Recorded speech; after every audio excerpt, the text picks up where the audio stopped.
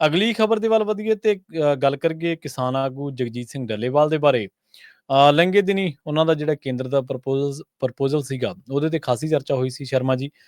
Drip ਤਾਂ ਲੱਗੀ ਪਰ ਕਹਿੰਦੇ ਕਿ ਸਵਾਲ ਵੱਡਾ ਇਹ ਹੋ ਗਿਆ ਕਿ ਕੀ ਡੱਲੇਵਾਲ ਦੀ ਜਾਨ ਵੀ ਬਚ ਜੂਗੀ?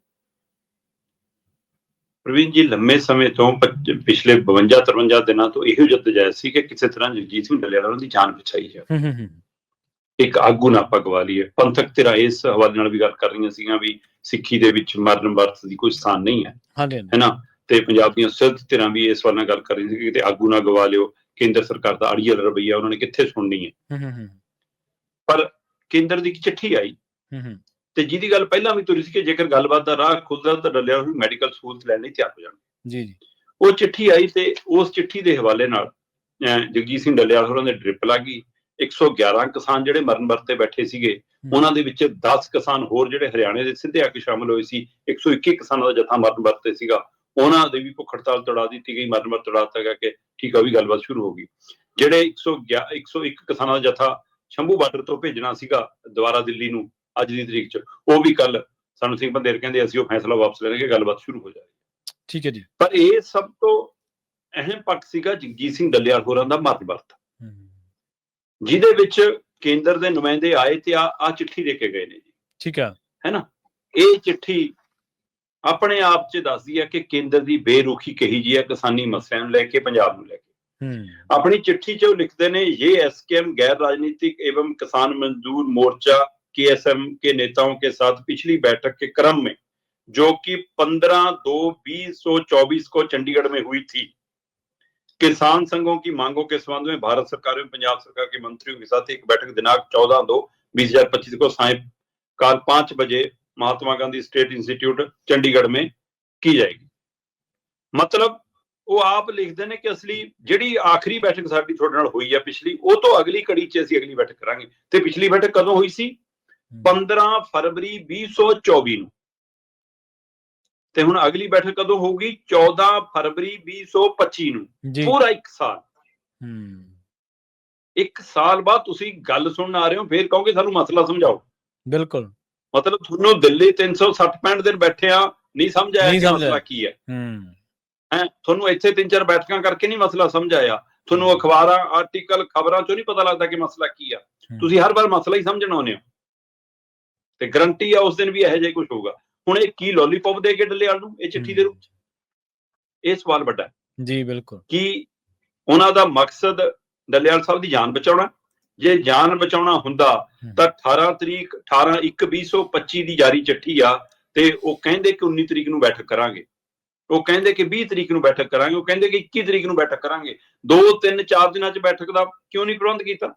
ਜੇ ਕੇਂਦਰ ਦੇ ਅਧਿਕਾਰੀ, ਪੰਜਾਬ ਦੇ ਮੰਤਰੀ, ਵਿਰੋਧੀ ਧਿਰ ਦੇ ਲੀਡਰ ਟਰੈਲੀ 'ਚ ਆ ਕੇ ਬੈਠ ਸਕਦੇ ਨੇ ਤਾਂ ਕੇਂਦਰ ਦੇ ਨੁਮਾਇੰਦਿਆਂ ਨੂੰ ਆ ਕੇ, ਕੇਂਦਰ ਦੇ ਮੰਤਰੀਆਂ ਨੂੰ ਆ ਕੇ ਟਰੈਲੀ 'ਚ ਬੈਠਣ 'ਚ ਕੀ ਤਕਲੀਫ ਹੈ? ਕੀ ਹਰਜ਼ ਹੈ? ਬਿਲਕੁਲ। ਕੀ ਜਗਜੀਤ ਸਿੰਘ ਡੱਲੇਵਾਲ 1 ਮਹੀਨੇ 'ਚ ਇਸ ਗੱਲ ਦੇ ਸਮਰੱਥ ਹੋ ਜਾਣਗੇ ਕਿ ਉਹ ਜਾ ਕੇ ਚੰਡੀਗੜ੍ਹ ਜਾ ਕੇ ਮੀਟਿੰਗਾਂ ਕਰ ਸਕਣਗੇ?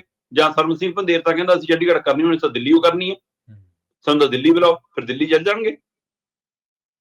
ਮੈਡੀਕਲ ਮਾਹਿਰਾਂ ਦਾ ਕਹਿਣਾ ਹੈ, ਖਾਸ ਕਰ ਸਵੈਮਾਨ ਦੀ ਟੀਮ ਜਿਹੜੀ ਲਗਾਤਾਰ ਦੇਖ ਰੇਖ ਕਰ ਰਹੀ ਸੀ, ਉਹਨੂੰ ਹੁਣ ਦੁੱਧ ਚੋਂ ਮੱਖੀ ਮੰਗ ਕੱਢ ਕੇ ਪਰਾਂ ਕਰਤਾ, ਹੈ ਨਾ।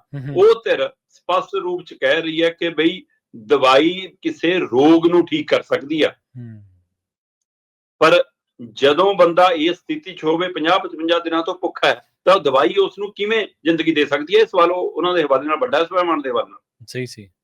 ਅੱਛਾ, ਫਿਰ ਇਹਦੇ ਹੀ ਹਵਾਲੇ ਨਾਲ ਸਵਾਲ ਆਉਂਦਾ, ਉਹ ਕਹਿੰਦੇ ਕਿ ਸੂਰਜ ਸਿੰਘ ਹੋਰਾਂ ਦੀ, ਬਾਪੂ ਸੂਰਜ ਸਿੰਘ ਹੋਰਾਂ ਦਾ ਹਵਾਲਾ ਕਈ ਦਿੰਦੇ ਨੇ ਕਿ ਉਹ ਇੰਨੇ ਦਿਨ ਕੱਟ ਗਏ, ਜਾਂ ਉਹ ਬੀਬੀ ਦਾ ਹਵਾਲਾ ਆਉਂਦਾ ਕਿ ਉਹ ਇੰਨੇ ਸਾਲ ਕੱਟ ਗਈ।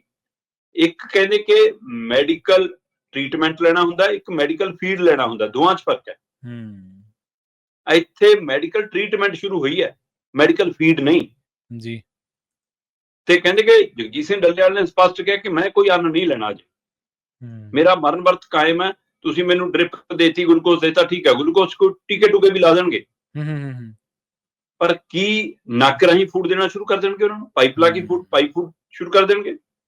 ਕੀ ਉਹਨਾਂ ਨੂੰ ਪ੍ਰੋਟੀਨ ਵਗੈਰਾ ਜਾਂ ਹੋਰ ਵਿਟਾਮਿਨ ਵਗੈਰਾ ਸਾਰਾ ਕੁਝ ਪੂਰਾ ਕਰ ਦੇਣਗੇ? ਕੀ ਜਿਸ ਸਥਿਤੀ ਦੇ ਵਿੱਚੋਂ 55 ਦਿਨਾਂ ਕਰਕੇ ਉਹਨਾਂ ਦੇ ਅੰਗ ਚਲੇ ਗਏ ਨੇ ਕਿ ਉਹ 1 ਮਹੀਨੇ 'ਚ ਤੰਦਰੁਸਤ ਹੋ ਕੇ ਉਸ ਸਥਿਤੀ ਆ ਜਾਣਗੇ? ਅੱਜ ਤਾਂ ਜਾਨ ਦੇ ਲਾਲੇ ਨੇ ਡਾਕਟਰਾਂ ਦੀ ਮੰਨੀਏ ਤਾਂ ਜੀ, ਉਹ ਤਾਂ ਕਹਿੰਦੇ ਜਾਨ ਖਤਰੇ 'ਚ ਉਹਨਾਂ ਦੀ। ਕਿ 1 ਮਹੀਨਾ ਮਤਲਬ ਕਿ ਇਸ ਇੰਤਜ਼ਾਰ ਦੇ ਵਿੱਚ ਕਿ ਹਾਂ ਕੋਈ ਗੱਲ ਨਹੀਂ ਡ੍ਰਿਪ ਦੇ ਸਾਰੇ। ਸੋ ਇਹ ਹੁਣ ਆਪਣੇ ਆਪ ਸਵਾਲ ਹੈ ਕਿ ਕੀ ਇਹ ਡ੍ਰਿਪ ਹੀ ਹੋਏਗੀ ਕਿ ਲੁਕਮਾ ਕੋਈ ਫੀਡ ਵੀ ਦੇ ਦਿੱਤਾ ਜਾਏਗਾ, ਜਾਂ ਜਗਜੀਤ ਸਿੰਘ ਡੱਲੇਵਾਲ ਨਾਲ ਕੋਈ ਧੱਕਾ ਕੀਤਾ ਜਾਏਗਾ, ਜਾਂ ਜਗਜੀਤ ਸਿੰਘ ਡੱਲੇਵਾਲ ਇਸ ਗੱਲ ਲਈ ਮੰਨ ਜਾਣਗੇ। ਸੋ ਸਥਿਤੀਆਂ ਕਾਫੀ ਨੇ। ਦੂਜੇ ਪਾਸੇ ਤਣਾਅ ਵਾਲੀ ਸਥਿਤੀ ਫਿਰ ਜਿਉਂ ਦੀ ਤਿਉਂ ਹੈ। ਜਿਹੜੇ ਮੋਗੇ ਤੋਂ ਮਹਾ ਰੈਲੀ ਕਰਕੇ SKM ਨੇੜੇ ਆਇਆ ਸੀ, ਉਹ SKM ਨਾਲ 3-4 ਬੈਠਕਾਂ ਹੋ ਕੇ ਵੀ ਗੱਲ ਸਿਰੇ ਨਹੀਂ ਚੜੀ। ਜੋ ਆਇਆ ਸੀ ਤਾਂ ਉਹ ਇਸੇ ਮਰਨ ਵਰਤ ਦਾ ਦਬਾਅ ਸੀ। ਜੇਕਰ ਮਤਲਬ ਕਿ ਆ ਸਾਰੀ ਸਥਿਤੀ ਬਣੀ ਹੈ, ਚਾਹੇ ਉਹ ਪੰਜਾਬ ਦੇ ਲੀਡਰਸ਼ਿਪ ਜਾਣ ਲੱਗੇ ਹੈ ਨਾ, ਅੰਦੋਲਨ ਤਾਂ 13 ਫਰਵਰੀ ਤੋਂ ਚੱਲਦਾ, ਅੰਦੋਲਨ ਤਾਂ 11 ਮਹੀਨੇ ਹੋ ਲਏ, ਪਹਿਲਾਂ ਨਹੀਂ ਆ ਗਏ ਇਹ। ਜਦੋਂ ਮਰਨ ਵਰਤ ਸ਼ੁਰੂ ਹੋਏ ਤਾਂ ਹੀ ਆਉਣੇ ਸ਼ੁਰੂ ਹੋਏ। ਜੇ ਕੇਂਦਰ ਵੀ ਆ ਸੱਚੀ ਝੂਠੀ ਚਿੱਠੀ ਲੈ ਕੇ ਵੀ ਆਇਆ ਤਾਂ ਵੀ ਉਸੇ ਮਰਨ ਵਰਤ ਦੇ ਦਬਾਅ ਚੋਂ ਆਇਆ। ਸੋ ਕੀ ਹੁਣ ਇਸ ਗੱਲ ਨੂੰ ਮਹੀਨੇ ਦਾ ਵਕਫਾ ਪਾ ਕੇ ਕਿਤੇ ਅੰਦੋਲਨ ਨੂੰ ਕਮਜ਼ੋਰ ਤਾਂ ਨਹੀਂ ਕਰ ਲਿਆ ਕਿ ਤੁਰੰਤ ਦਬਾਅ ਬਣਾਇਆ ਜਾ ਸਕਦਾ ਸੀ ਕਿ ਅੱਜ ਹੀ ਗੱਲ ਕਰੋ, ਕੱਲ ਨੂੰ ਹੀ ਗੱਲ ਕਰੋ। ਇਹਨੂੰ ਲੈ ਕੇ ਵੀ ਮੰਥਨ ਜਾਰੀ ਹੈ। ਤੇ ਕੁਝ ਤਰ੍ਹਾਂ ਇਹ ਕਹਿ ਰਹੀਆਂ ਨੇ ਕਿ ਜਿਹੜਾ ਖਨੌਰੀ ਔਰ ਸ਼ੰਭੂ ਦੇ ਵਿੱਚ ਆਪਸੀ ਤਣਾਅ ਹੈ, ਆਪਸੀ ਖਿੱਚੋਤਾਣ ਹੈ, ਉਹ ਵੀ ਗੱਲ ਕਿਸੇ ਤਣ ਪੱਤਰ ਨਹੀਂ ਲੱਗਣ ਦੇ ਰਿਹਾ। ਤੇ ਪਰ ਹੁਣ 1 ਮਹੀਨੇ ਦਾ ਵਕਫਾ ਤੇ ਜਗਜੀਤ ਸਿੰਘ ਡੱਲੇਵਾਲ ਦੀ ਮੈਡੀਕਲ ਫੀਡ ਦੇ ਨਾਲ ਇਹ ਗੱਲ ਪਹੁੰਚਾਉਣੀ ਕਿ ਹੁਣ ਕੁਝ ਨਹੀਂ ਹੁੰਦਾ, ਉਹਦੇ ਨਾਲ ਅੰਦੋਲਨ ਪ੍ਰਤੀ ਲੋਕਾਂ ਦਾ ਰੁਖ ਅਣਦੇਖੀ ਵਾਲਾ ਹੋ ਜਾਣਾ। ਕਿਤੇ ਨਾ ਕਿਤੇ ਇਹ ਸਥਿਤੀ ਵੀ ਬਾਚੀ ਜਾ ਰਹੀ ਹੈ। ਸੋ ਕਈ ਤਰ੍ਹਾਂ ਦੇ ਮੁੱਦੇ ਨੇ। 1 ਮਹੀਨਾ ਇੰਤਜ਼ਾਰ ਰਹੇਗਾ ਤੇ ਪਰ ਜਗਜੀਤ ਸਿੰਘ ਡੱਲੇਵਾਲ ਹੋਰਾਂ ਦੀ ਜਾਨ ਬਚੀ ਰਹੇ, ਇਹ ਵੱਡਾ ਸਵਾਲ ਅਜੇ ਵੀ ਖੜਾ ਹੈ। ਕੁਝ ਆਗੂਆਂ ਦੀ ਜ਼ਬਾਨੀ ਇਹ ਵੀ ਲੱਗਿਆ ਸ਼ਰਮਾ ਜੀ ਕਿ ਉਹ ਇਸ ਗੱਲਬਾਤ ਦੇ ਸੱਦੇ ਨੂੰ ਜਿਹੜਾ ਉਹਨੂੰ ਇੱਕ ਜਿੱਤ ਦੇ ਵਜੋਂ ਵੀ ਪ੍ਰਚਾਰ ਰਹੇ ਨੇ ਕਿ ਇੱਕ ਬਹੁਤ ਵੱਡੀ ਪ੍ਰਾਪਤੀ ਹੈ।